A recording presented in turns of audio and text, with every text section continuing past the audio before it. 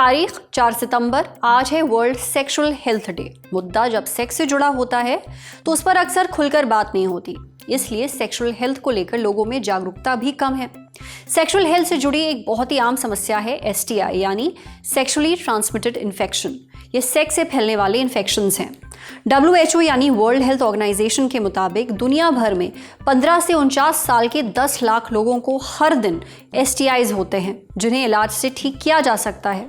पर दिक्कत यह है कि ज़्यादातर इन्फेक्शंस के शुरुआती लक्षण दिखते नहीं हैं, यानी व्यक्ति को पता ही नहीं चलता कि उसे STI है। भारत की बात करें तो सेक्स से होने वाले इन्फेक्शंस हमारे देश में भी बहुत आम हैं। साल 2024 Indian journal of sexually transmitted disease and AIDS में एक स्टडी छपी, resurgence of sexually transmitted infections in India नाम से।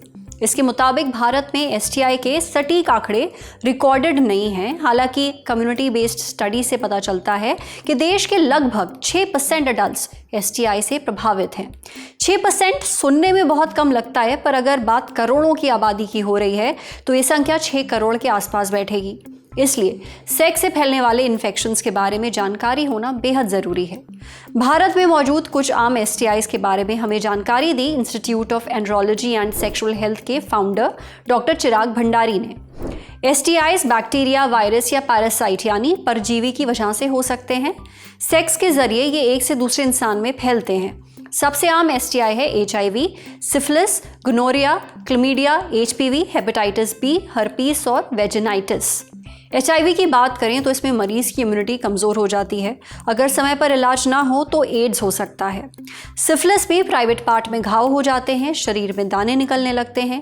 इलाज ना हो तो दिल, दिमाग समेत शरीर के दूसरे अंगों को नुकसान पहुंच सकता है। ये एक जानलेवा कंडीशन है। WHO के मुताबिक साल 2022 में दुनिया भर में 80 लाख अडल्ट सिफिलिस से संक्रमित थे। गोनोरिया में पेशाब में जलन होती है, प्राइवेट पार्ट से अबनॉर्मल डिस्चार्ज होता है। अगर किसी को वेजिनाइटिस हो जाए तो वजाइना से अबनॉर्मल डिस्चार्ज होता है, खुजली होती है, सेक्स के वक्त ड्राइनेस महसूस होती है। अनसेफ सेक्स से हेपेटाइटिस B भी हो सकता है। इसमें लिवर में सूजन आ जाती है, धीरे धीरे लिवर काम करना बंद कर देता है, लिवर में कैंसर तक हो सकता है।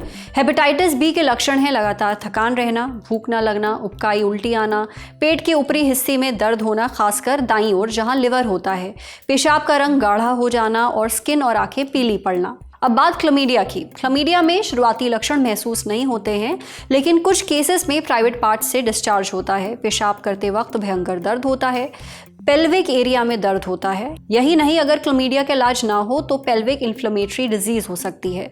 ये महिलाओं के रिप्रोडक्टिव अंगों में होने वाला इन्फेक्शन है। ये ज़्यादातर तब होता है जब सेक्स से फैला बैक्टीरिया वजाइना से यूट्रस यानी गर्भाशय, फिलोपियन ट्यूब और ओवरीज यानी अंडाशय तक फैल जाता है। क्लमीडिया से बच्चा पैदा करने की क्षमता पर भी असर पड़ता है, यानी फर्टिलिटी पर। अनसेफ सेक्स से शरीर में HPV भी पहुंच सकता है। HPV यानी ह्यूमन पैपिलोमा वायरस।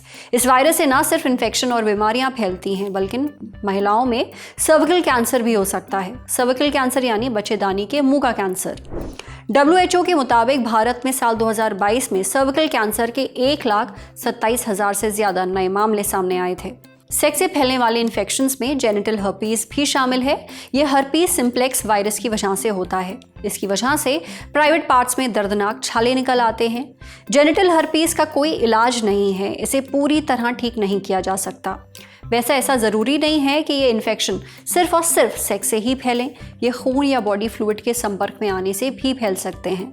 कई बार व्यक्ति को STI हो जाता है, पर लक्षण ना दिखने की वजह से उसे पता ही नहीं चलता। नतीजा, इन्फेक्शन गंभीर हो जाता है। इसलिए प्राइवेट पार्ट में आने वाले हर छोटे बड़े बदलाव पर ध्यान देना ज़रूरी है। STIs के कुछ आम लक्षण ज़रूर होते हैं, जैसे प्राइवेट पार्ट से अबनॉर्मल डिस्चार्ज होना, वहाँ छाले या घाव पड़ जाना, प्राइवेट पार्ट में खूब खुजली या जलन होना, पेशाब करते समय जलन और दर्द होना, बुखार, थकान रहना, शरीर पर दाने निकलना। जब आप इन लक्षणों के साथ डॉक्टर के पास जाएंगे तो वो कुछ टेस्ट करेंगे, जैसे blood test, urine test, swab test, Pap smear test वगैरह। डॉक्टर फिजिकल एग्जामिनेशन भी कर सकते हैं, यानी शारीरिक जांच। इलाज से बेहतर है बचाव। STI से बचाव कैसे होगा? सबसे ज़रूरी और सबसे अहम, सेफ सेक्स। सेक्स के दौरान कॉन्डम का इस्तेमाल करना बहुत ज़रूरी है। सेक्स के बाद यूरिन पास करें और अपने प्राइवेट पार्ट को पानी से अच्छे से धोएं। आप HPV और हेपेटाइटिस बी से बचने के लिए वैक्सीन भी लगवा सकते हैं। STI का इलाज इन्फेक्शन पर निर्भर करता है। इन्फेक्शंस को ठीक करने के लिए एंटीबायोटिक्स भी दी जा सकती हैं। एंटीवायरल दवाओं का भी इस्तेमाल होता है।